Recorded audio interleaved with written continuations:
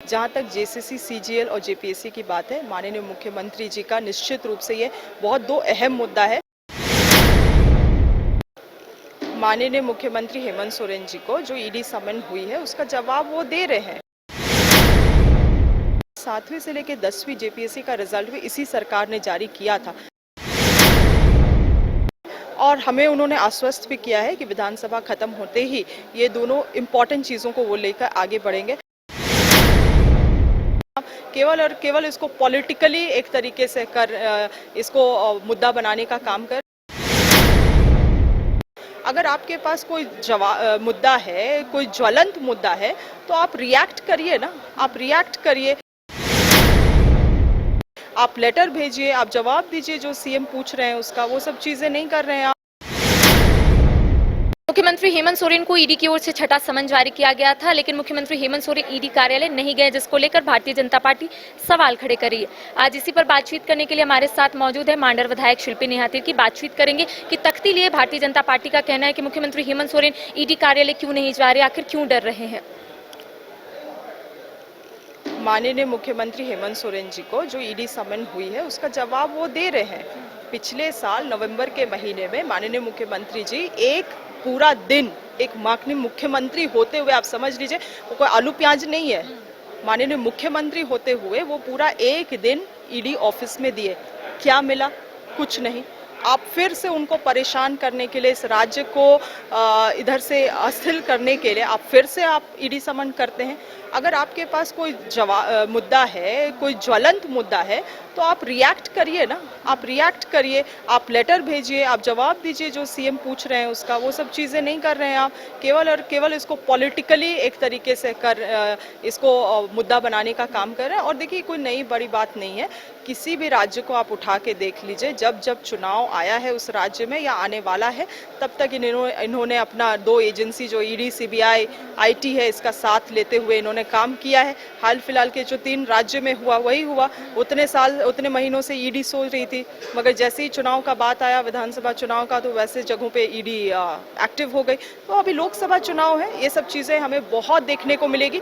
हम लोग पूरे रूप से तैयार हैं। तो कांग्रेस का काला साम्राज्य बोलते हुए भारतीय जनता पार्टी कांग्रेस पर जमकर हमला बोल रही थी। उनका कहना है कि धीरज प्रसाद साहू के ठिकानों से जितने पैसे बरामद हुए हैं वो कांग्रेस के पैसे हैं, वो मुख्यमंत्री हेमंत सोरेन के पैसे है। भानु प्रताप शाही ने यह सवाल उठाया। तो भानु प्रताप शाही जी को शायद ईडी में कुछ रोल मिला होगा, उसकी जानकारी तो मुझे नहीं है। शायद किसी अफसर रोल में वो नियुक्त हुए होंगे, क्योंकि जहां तक धीरज साहू जी का स्टेटमेंट आया है 2 दिन पहले, उन्होंने साफ ये चीज़ को मेंशन किया है कि जो भी पैसा बरामद हुआ है, मेरे से रिकवरी किया गया है, वो पूरे मेरी फैमिली बिजनेस का पैसा है। और उन्होंने ये भी बात को किया, गौर करने वाली बात है कि 10 डेकेड पुराना, दशक पुराना मेरा फैमिली बिजनेस है। 10 डेकेड मतलब आप समझ लीजिए 100 साल पुराना।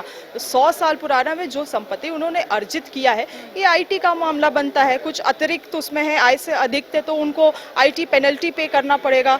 मगर उन्होंने साफ भी ये बात को कहा कि इसमें किसी भी पॉलिटिकल पार्टी या किसी भी व्यक्ति विशेष का इसमें कोई पैसा नहीं है। तो जब साफ धीरज साहू जी, जिनके यहाँ से रिकवरी हुआ है, वो बोल रहे हैं आईटी का स्टेटमेंट आना है तो वो भी आ जाए, तो फिर ये लोग कौन होते हैं उस चीज़ में कमेंट करने वाले। और दूसरी बात ये चीज़ है कि जब पैसा यहाँ से मिलता है तो ये लोग बयान देने लगते हैं, मगर विजय माल्या और आपके नीरव मोदी जैसे लोग, ये लोग जब करोड़ों रुपए का यहाँ पे धांधली करके, ना मतलब किसी राज्य का नहीं, पूरे देश भर का पैसा लूट के इस राज्य से चले गए, तब इनको उनके बारे में बोलने के लिए उनके मुंह में दही जम जाती है। मगर यहाँ के जो हमेशा से बिजनेस फैमिली के कुछ जो राज्यसभा सांसद रहे हैं, 100 साल पुराना जिनका बिजनेस रहा है, उनके ऊपर आप ये कर रहे हैं, और साथ ही साथ आप उसमें जेएमएम और कांग्रेस को भी लपेटने का काम कर रहे हैं। तो ये राजनीति नहीं है तो क्या है? आप केवल और केवल इसको पॉलिटिकल लेवरेज के लिए आप इस्तेमाल कर रहे हैं। एक आखिरी सवाल शिल्पी जी, जिस तरीके से आपने देखा होगा जेएसएससी कार्यालय के समक्ष अभ्यर्थी आंदोलन कर रहे थे, कि अभ्यर्थी ने आत्मदाह करने की भी कोशिश की। उनका कहना है कि राज्य में नीतियां नहीं है, राज्य में परीक्षाएं नहीं होती है, आखिर जेपीएससी जेएसएससी की ओर से विज्ञापन जारी होता है वो भी रद्द हो जाता है। तो अभ्यर्थियों का सवाल है कि आखिर अब हम लोग क्या करेंगे? अगले साल चुनावी वर्ष हो जाएगा, तो नियुक्तियां सरकार कब लेगी? नहीं, देखिए, हमारी सरकार 2019 दिसंबर में बनी, तब से लेके 2 साल कोविड के वजह से कोई काम नहीं हो पाया।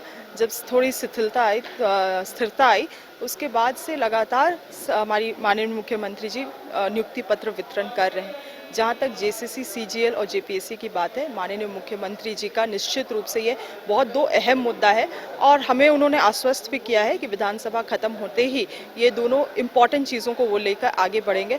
और मैं अपने युवा साथी को यही याद दिलाना चाहती हूँ कि 7वीं से लेकर 10वीं जेपीएससी का रिजल्ट भी इसी सरकार ने जारी किया था।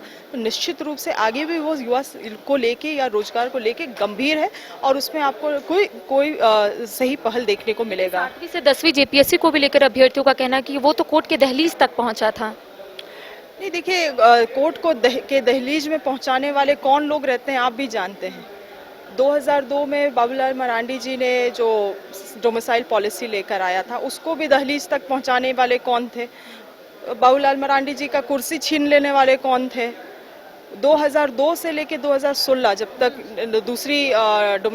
दूसरी स्थानीय नीति नहीं बनी, तब से लेके बीच में अधिकतर किसका सरकार था? और दूसरी बात यह है कि उस सरकार ने कभी भी स्थानीय नीति बनाने की कोशिश क्यों नहीं किया? कैसे यहाँ के लोगों को नियुक्ति मिल रहा था?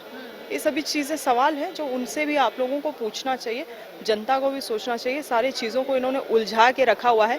जिस तरह से माननीय मुख्यमंत्री जी भी लगातार इस मन से इस बात को कहते हैं कि पिछले 20 साल का चीज़ों को अंडू करना इतना आसान नहीं है, मगर वो हिम्मत करके कर रहे हैं इस चीज़ को और निश्चित रूप से हमारी सरकार उनके साथ है। तो ईडी और आईटी को लेकर शिल्पी नेहा तिर्की ने अपनी बातों को रखा है। साथ ही साथ जेएसएससी कार्यालय के समक्ष झारखंड के अभ्यर्थी आंदोलन कर रहे थे। इस बीच झारखंड के अभ्यर्थी आत्मदाह करने का प्रयास भी किए। तो आपने सुना कि शिल्पी नेहा तिर्की ने कहा है कि मुख्यमंत्री हेमंत सोरेन ने आश्वस्त किया है कि विधानसभा सत्र के बाद सरकार इस ओर जरूर पहल करेगी, इस दिशा में पहल करेगी और आने वाले समय में अभ्यर्थियों के लिए रोजगार का रास्ता साफ हो जाएगा। फिलहाल मुझे और सहयोगी नूतन को दे इजाजत। नमस्कार। राजधानी रांची में वाइल्ड वादी लेकर आया है रांची फ्लावर पार्क, जहां आकर्षक फूल मोह लेंगे आपका दिल। रात में आकर्षक लाइट से नजारा होगा रंगीन। परिवार के साथ उठाइए ट्रैम्पोलिन पार्क का लुत्फ। की जगह पर मिलेगा amusement park, zip line, bird park, picnic और कुल्हड़ चाय का भी मजा। Monday to Friday entry fee सिर्फ 200 रूपए और सैटरडे और हॉलीडेज में महज 300 रूपए में भरपूर मनोरंजन। तो आइए वाइल्ड वादी। आईआईटी जी नीट एस्पिरेंट्स के सपने को पंख देने आ गया है कंप्लीट सॉल्यूशन इंस्टीट्यूट। यहाँ है smart classroom, 1-to-1 doubt clearing session, ask the expert, video solution और भी बहुत कुछ। मतलब हम करेंगे आपको गाइड, बनेंगे आपके mentor. Foundation classes from class 6 onwards for your bright future. Visit complete solution institute.